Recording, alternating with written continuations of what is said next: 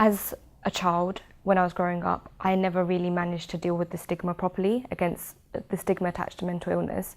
And when I was walking down the street and when I was hearing all these things and all these people talking about my mum, I didn't know what to say to it, because as a kid, I was still trying to understand what my mum's illness was at the time. So when I hear, before I even learnt what schizophrenia and bipolar was, the only way I learnt what schizophrenia and bipolar was from what other people were saying. So they classed schizophrenia as being crazy, or they classed schizophrenia as not a mental illness, but black magic, because people just assume that mental illness doesn't exist. And dealing with the stigma, it was difficult for me, because it wasn't bullying. I don't think I was bullied for it, but just the fact that you hear people gossiping is not something you want to grow up as a kid listening to. And the way I dealt with it was I avoided doing a lot of things. So when people used to ask me to go out, I didn't want to go out, because I knew that I would be that kid who was classed as a child with a crazy mum.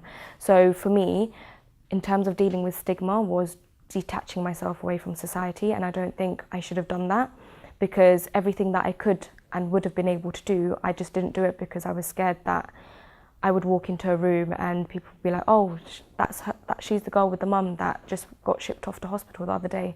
And for me, avoiding all of that was how I dealt with the stigma, which I thought was bad, because that's how I did lose out on a childhood.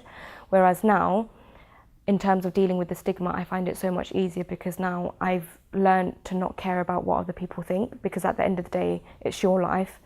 No one else is living your life for you. They're not the ones that are dealing with the illness in the house. They're not the ones that are in your house. They don't know what happens behind closed doors. So why should I care about what other people say? And at the end of the day, it is just gossip. You know, you can walk out and say that you are a child with a parent with a mental illness, yet they've got family issues at home as well that isn't brought up upon. And I feel that I've just learned to realise that a lot of people, they gossip mainly because they're trying to cover up their own home issues and their own home truths, and they feel that for them gossiping about someone else is helping them deal with their own issues. So that's how I learned to deal with the stigma, is just not care about what other people are saying, because they're trying to find a way to make it easier for them.